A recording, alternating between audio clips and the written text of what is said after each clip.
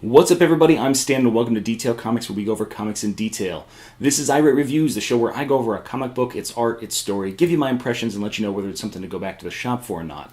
I'm going to be talking about Descender number 17. So Descender number 17 is a book that's written by Jeff Lemire and art by Dustin Nguyen, and it's really based on this entire space sci-fi concept, where essentially the robots rebelled one day, and it's the story of a robot and his journey through the galaxy, as well as his former owner, boy kind of person. I mean, there's just so much stuff going on. So when we jump into 17, we realize that this is a beginning of a new arc, but it's not necessarily a good introductory point for a new reader. So if you're a new reader, a lot of this stuff isn't going to make sense. But what it does make sense for a continuing reader like myself is that this is really all about desperation. And let's go through the story so I can elaborate on that a little bit more.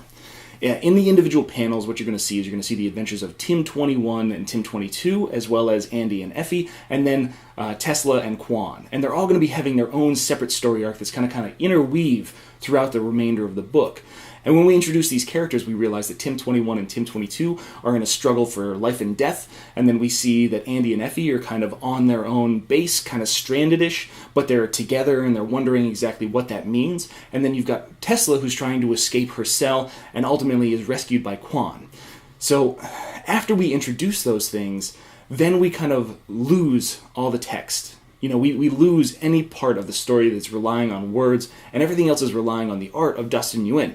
And in these individual panels, over the next 10 to 12 pages, what you see is you see Tim 21 and Tim 22 struggle for life and death, make its way onto the outside of the moon base, and ultimately resulted in some really cool action pieces. You know, you've got Tim 21, starting with his rocket boosters, operating in silent mode. He escapes out a hatch, goes to the top of the moon base, out onto the surface as he tries to continue his escape.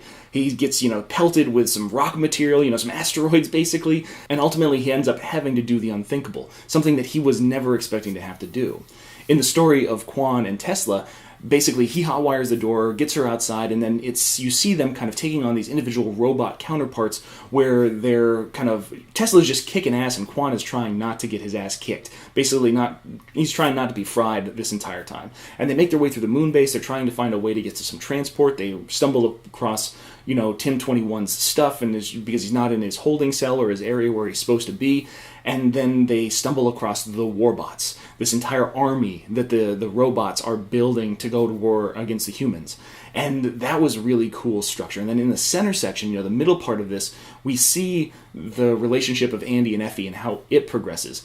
And when I said desperation was a word that I'm using specifically because you can see Tim 21's desperation as he's trying to save his own life, and Tim 22's desperation as he's trying to validate his own existence, because he's had a very different experience compared to Tim 21.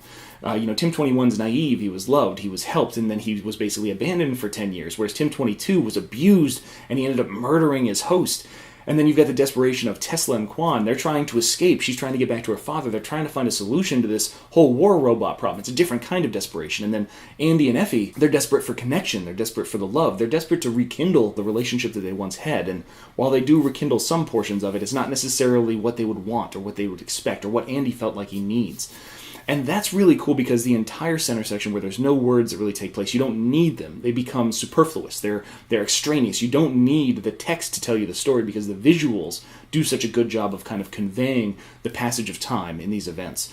And I really like that. That was just a super cool portion of the book. And that's where I start saying that, as we get to the end of this is not a introductory piece for anybody that hasn't been reading this. This is really for dedicated readers, people that know exactly what's going on, and helping to develop very small, simple plot points that are going to play a larger part of the ongoing story.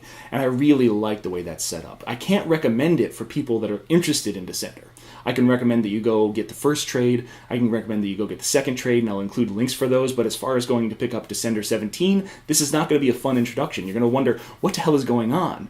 So it's definitely something for you to kind of if this sounds interesting to you, or if it looks interesting to you, go back from the beginning and start making your way through it. I think that a lot of you are going to be pleasantly surprised with what you find if you do. So that's my review of Descender number 17, but I want to know what you guys think, especially if you've been reading along, because there's a really cool issue from my perspective, but I want to know what you guys thought too. So hit me up in the comments. As always, if you like what you see, hit the like button. Don't forget to subscribe right there to get more news, reviews, and commentary on comic books, comic book movies, comic book TV shows and games, and anything and everything inside the world of comics.